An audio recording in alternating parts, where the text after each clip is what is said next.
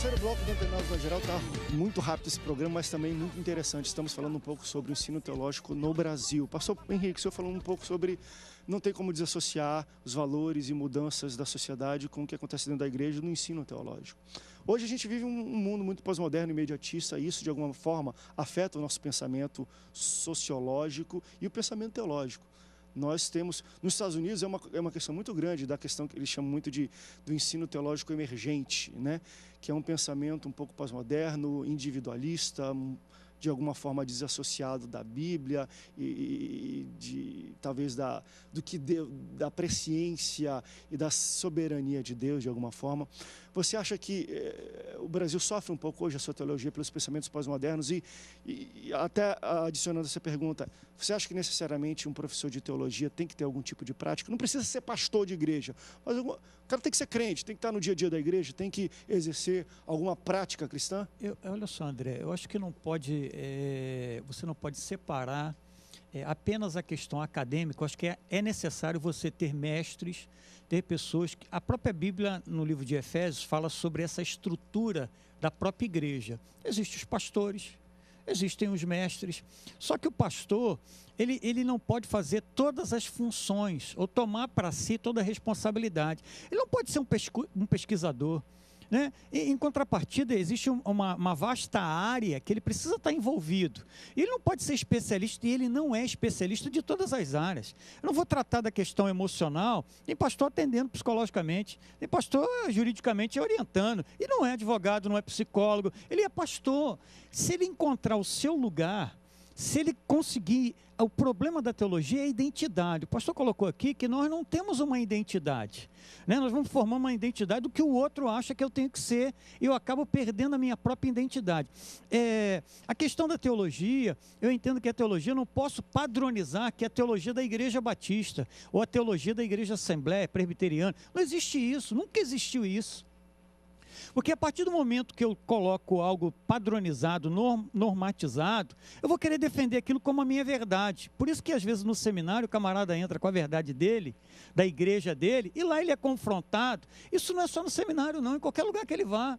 Qualquer lugar que ele vá querer crescer, ampliar, né, o seu conhecimento, né, estruturar o seu conhecimento, ele vai ser confrontado. E sendo confrontado, ele tem duas alternativas. Ou ele continua, ou ele foge.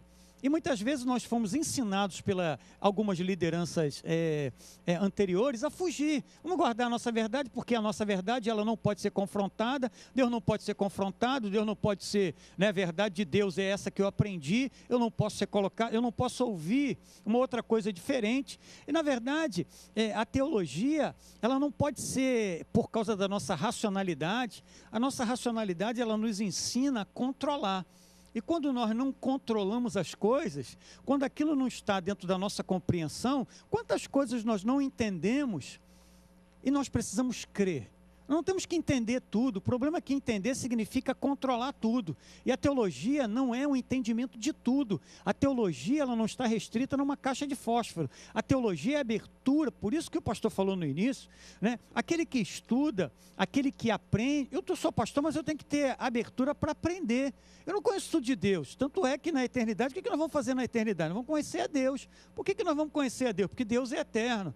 Então eu sou tão pequenininho, a minha finitude, eu conheço tão pouco de Deus que eu não posso me atrever a passar para as pessoas que eu já conheço tudo Deus, de que Deus é assim, de que Deus não pode fazer assim. O problema é que nós queremos colocar a nossa teologia como embarcando, envolvendo toda a verdade a respeito de Deus. E nós morremos pela teologia e às vezes estamos distantes do próprio Deus. E eu quero ouvir dos pastores, mas a questão a prática, de alguma forma, ela muda a maneira que você passa um conhecimento? Naquela pergunta tem pessoas que são grandes pensadores e filósofos, e talvez aí grandes deturpações de ensino bíblico, de pessoas que nunca tiveram tanta experiência, vamos dizer assim, por exemplo, a gente tem esse seminário, não sei no Brasil, mas já vi vários casos, pelo menos nos Estados Unidos e fora daqui, de caras questionando verdades bíblicas que pra gente, há 100, 200 anos já tem como verdade bíblica, ninguém toca, isso aqui é intocável doutrina, já é certo que tá bom, conhecemos isso. Aí vem alguém com pensamento hoje e é professor de teologia, que não, mas não sei se é bem assim, porque o cara traz vários outros questionamentos sobre isso. É perigoso também quando o cara não tem a vivência. Mas a teologia, ela não é um reflexo da Bíblia. A teologia é um reflexo da sociedade, das necessidades de uma sociedade. Então, se a gente tá... É só você lembrar das nossas canções nos anos 80, pós-Guerra Fria. Ansioso espero a sua volta. Né? Jesus virá outra vez aqui. Nós ansiávamos pelo céu. Hoje nós nem tocamos muito no assunto. Né? Nós queremos prosperarei, vou tomar posse, vou obter isso. Verdade, por quê? Porque hoje eu tenho uma sociedade que consome. Né? Como afeta. Então ela reflete a nossa sociedade. Perfeito. E os discursos, o púlpito, a escola dominical, ela é o principal meio de informação. Hoje, os canais que nós temos a possibilidade da internet, a mídia aberta, tudo isso é muito relevante. Contudo, eu preciso entender que Deus, ele tem duas percepções que precisam ser consideradas. Quem é Deus? Deus é aquilo que eu não sou. Isso é a primeira percepção de Deus. Deus é aquilo que eu não sou. Deus é bom, porque eu sou mau. Deus é justo, porque eu sou injusto. Então, tudo aquilo que eu não sou, eu chamo de Deus. Então, eu coloco na boca de Deus tudo aquilo que eu quero dizer. O Bush, quando ele vai invadir o Iraque, ele vai dizer que Deus está do lado dele. Então, ele colocou na boca de Deus algo que Deus não falou. Isso é o Deus manipulável, é o Deus figurativo. Agora, o Deus pessoal, ele só acontece na experiência luminosa. Eu vivi uma experiência com um Deus pessoal. Essa experiência que eu tive através de Cristo, que me levou até Ele, essa experiência, ela não é negociável, ela não é discutível, porque ela é minha.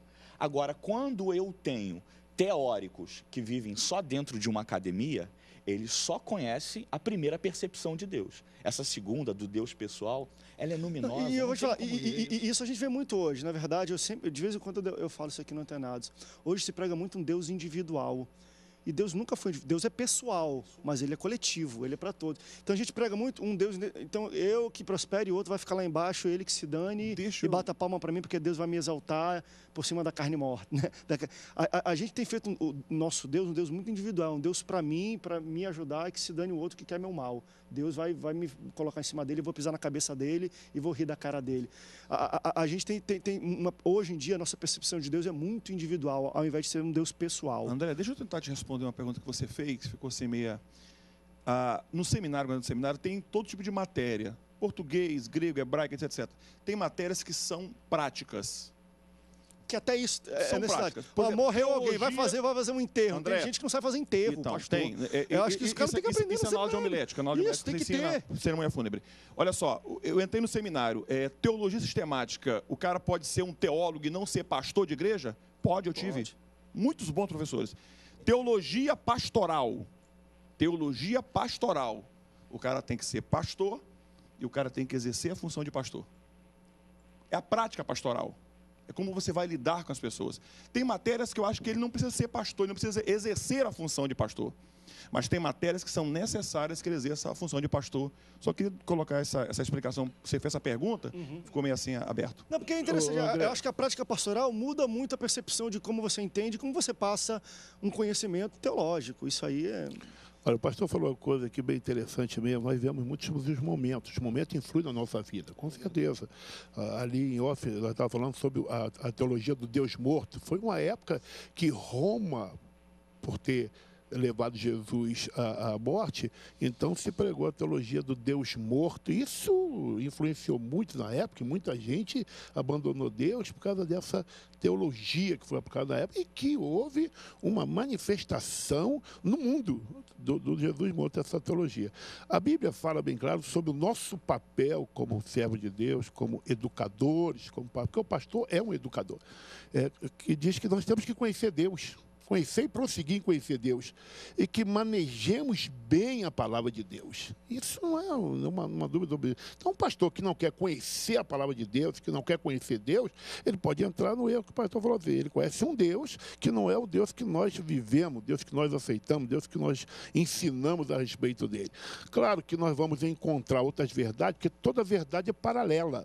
A minha verdade é uma verdade, sua verdade é outra verdade. Toda verdade é para a única verdade verdadeira é Deus. E aonde nós vamos conhecer Deus? Através da sua palavra, através da sua história, através dos seus feitos. E é isso que a teologia espiritual, a teologia do vocacionado quer, que nós vamos a conhecer Deus, o Deus que nós pregamos, o Deus que nós cremos. Isso não pode haver variação de dúvida. Então, como é que eu vou tirar minha dúvida? Através da palavra de Deus. Agora, deixa eu levantar um questionamento para a gente ir para o último bloco, que aí eu vejo muito o pensamento, principalmente me reportando a um movimento muito forte nos Estados Unidos, que eu acho que já acontece no Brasil, de igrejas emergentes, do qual ainda está se formando, esse pessoal não entende bem como é que palpa tudo isso. A gente teve um debate até na outra semana aqui no Antenados, fantástico sobre isso. Nós falamos sobre pontos, né? A verdade é o ponto de vista é a vista de um ponto, né? Então, essa verdade, cada um tem as suas verdades. Só que a única verdade que nunca vai mudar é Deus. Só que é muito interessante porque, vamos lá, vou trazer um pensamento emergente até de um livro que eu li e ele chacoalhou um pouco, não vou dizer com a minha fé, eu falei assim, mas eu falo assim, se eu pego um novo convertido para ler um troço desse, aqui desvia o cara. De tão bom no sentido de levantar questionamento, só que não respondia também nenhum questionamento, só levantava questionamento. O que eles falaram? Eles pegaram a verdade do que é Deus, e começaram a listar os atributos de Deus. Estou falando de um livro chamado o Velvet Elvis, de Rob Bell, que hoje descambou para um lado meio maluco, mas ele coloca botando alguns atributos de Deus, e depois da pessoa de Jesus. De Jesus, ele pega todas as profecias e nasce de uma virgem e nunca peca. São atributos que, embora nós tenhamos relacionamento com Deus e nós sentimos Ele para a gente, isso basta, mas os atributos dele fazem também Ele quem Ele é. Não é só um relacionamento que diz quem Deus é, são os atributos. E ele coloca o seguinte questionamento. Imagine você que nós cremos em doutrinas que foram pensadas ou ditas por homens há 200 a 300 anos atrás. Então, de lá para cá, a gente não reformou um pouco a nossa doutrina. A nossa interpretação do que é a Bíblia e que é a doutrina é de vamos lá, Lutero, ele pegou alguns pensadores aí europeus de 200, 300 anos atrás. De lá para cá, nada mudou. Por quê? Ele começa a questionar esse tipo de coisa. E aí ele faz o seguinte, que é muito perigoso. Ele fala o seguinte, imagine você que a palavra para descrever virgem, ele vai no hebraico, não sei o quê, não sei de onde, a mesma palavra para descrever virgem também descreve mulher que teve filho no primeiro relacionamento sexual. Almar. O cara já levanta isso. Aí ele fala, olha que perigo, né, de a gente botar em xeque, mas Maria era ou não era virgem? Jesus é filho de José ou de outro homem? Mas ele fala assim, eu não acredito nisso, mas para você ver que isso é algo possível. E a pergunta que ele faz é o seguinte, e se um dia descobrissem que Jesus não era filho de Deus, era filho de um homem terreno, você mudaria o seu relacionamento com Deus? Ele fala assim, hoje o que tem que nos ligar a Deus e a Jesus é o nosso relacionamento com Ele, e não os seus atributos ou doutrinas daquilo que a gente criou. Caramba, isso já desviou metade das pessoas que estão assistindo a gente. Qual é o perigo da gente começar a botar esse tipo de pensamento? Bem, o meu relacionamento com Deus, que é o pensamento do povo moderno, é o que basta, o amor que eu tenho com Ele. Se Ele é Deus, se Ele é onipresente, onipotente, eu não tenho nem aí. Se algum dia alguém descobrir o contrário, eu tenho relacionamento com Ele e isso basta. Basta. Como é que vocês entendem esse tipo de pensamento e de questionamentos na nossa doutrina de hoje? E qual o perigo isso pode trazer? Vamos para um rápido intervalo, daqui a pouco a gente volta. Não sai daí, o Antenados. Fica ligado aí, Max. O Antenados volta já já.